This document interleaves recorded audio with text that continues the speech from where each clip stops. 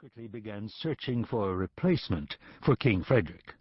Basil's henchmen kidnapped a scamp, Raymond Agera, then staged a terrible fire in his dwelling, killing his mother and 3 brothers, leaving no evidence.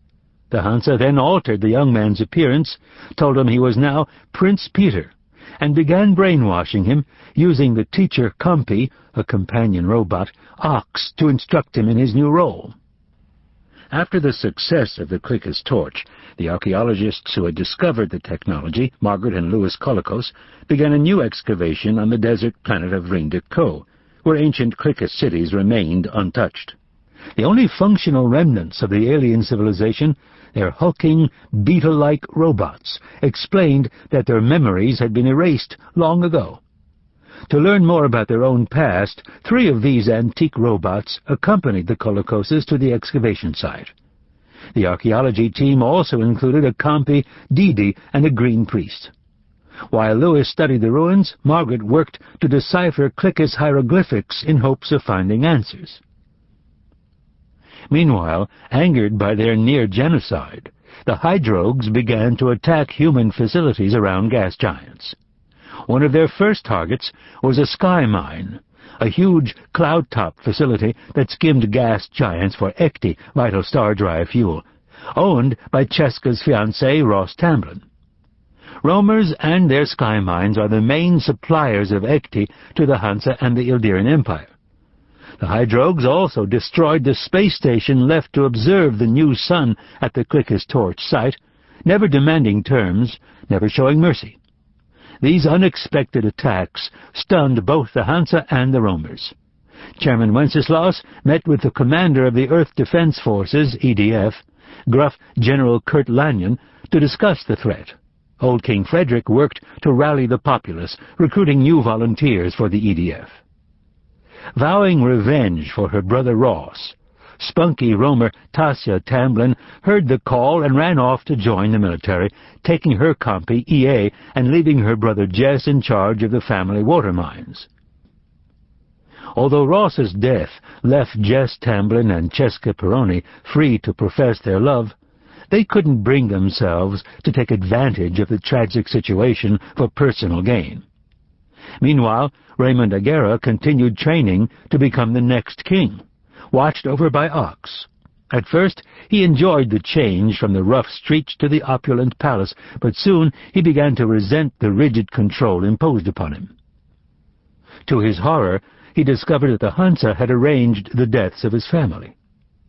On Ildira, the green priest Nera spent a great deal of time with Prime Designate Jorah, who was destined to become the next Ildiran leader.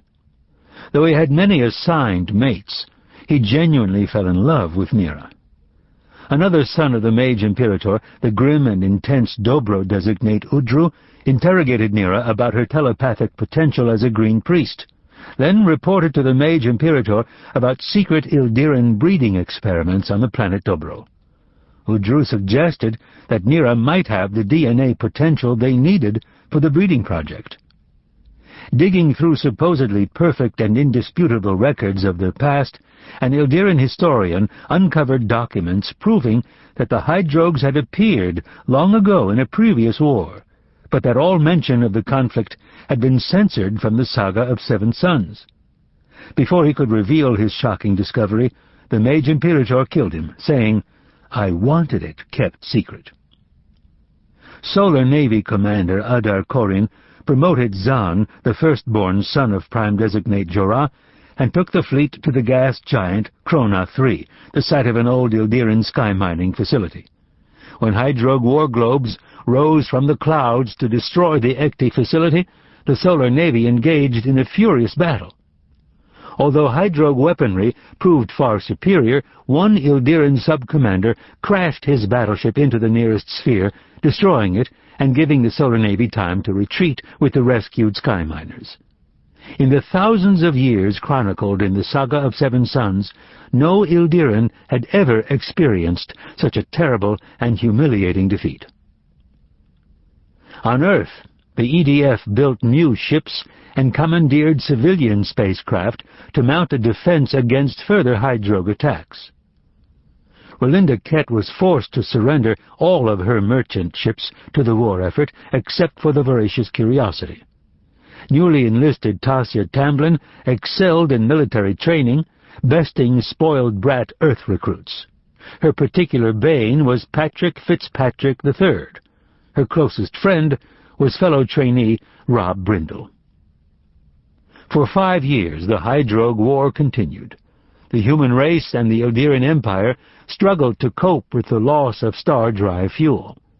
King Peter announced strict rationing schemes, taking public blame for the act while Basil Wenceslaus made all the real decisions. Romer daredevils led by Jess Tamblyn and Del Kellum, a clan head who ran shipbuilding operations in the rings of the gas planet Oscavel, made hit-and-run sweeps on gas giants, grabbing Ekti before the Hydrogues could strike them. Many missions ended in tragedy. Prime Designate Jorah was told that his beloved Nira had been killed in a fire. The Mage-Imperator kept the Dobro breeding scheme secret from him, along with the fact that Nira was alive and well, being used as a test subject. After bearing Osira, Jorah's own daughter, Nira gave birth to several more half-breed children. She had no choice but to perform the slave labor imposed on her and other human captives taken generations ago from a lost colony ship, the Burton. To ensure that no one from the Hansa discovered the breeding camp, the Dobro designate ordered the destruction of the derelict Burton.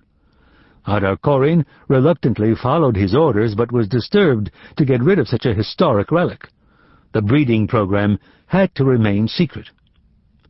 On Nira's home planet of Therak, Reynold searched for a suitable wife, accompanied by his younger sister Estara, since he would soon replace his parents as the leader of his people.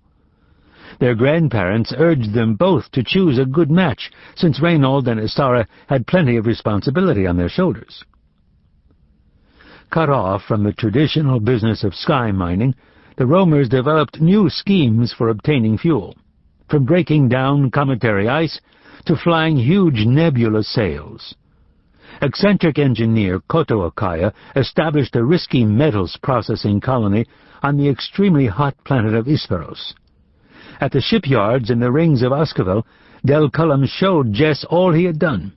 His daughter Zet was clearly interested in Jess, but he was still in love with Cheska. Jess's sister Tasia was sent with a group of battleships to the rebellious Hansa colony of Wairika, where settlers were hoarding Ekti. The EDF cracked down hard, first isolating and then raiding Wairika, confiscating all star drive fuel for military uses. Tasia was uneasy that the EDF chose to turn their might against their own struggling colonies instead of the real Hydrogue enemy. Chairman Wenceslas, who had been hoping that Margaret and Louis Colicos might unearth another weapon as useful as the Clicker's torch, discovered that the archaeologists had vanished without a trace. Although their scholar's son, Anton Colicos, had sent repeated inquiries about his missing parents, his letters vanished into the Hansa bureaucracy. Before Anton could learn anything, he received a surprise invitation from an Ildiran historian, Rememberer Vaosh, to study the saga of 7 sons on Ildira. He eagerly accepted. Chairman Wenceslas sent the merchant woman Relinda Kett to Krenna to pick up an undercover spy, Davlin Lotz, and take him to Reen de Co in order to discover what had happened to the Colicos team. While on Krenna, Relinda also met with her favorite ex-husband, Branson B. Bob Roberts, who had been drafted to fly EDF recon missions against the Hydrogues, but chose to go AWOL instead. Leaving B. Bob behind, Relinda took Davlin to Reen de Co, where they found the bodies of Louis Colicos and the Green Priest, but no sign at all of Margaret or their compy Didi. Hapless, kidnapped Didi watched the evil Clickis robots perform horrific tests on captured compies to free them from the programming that forced them to obey humans. Didi also discovered that thousands of Clickis robots, buried in a sort of hibernation, were being reawakened as part of their insidious schemes. The robots took little Didi to the bizarre high-pressure cities of the Hydrogues on a gas giant. There, Didi learned that the Clickis robots were forming a deadly alliance with the Hydrogues against humans, but the little compy was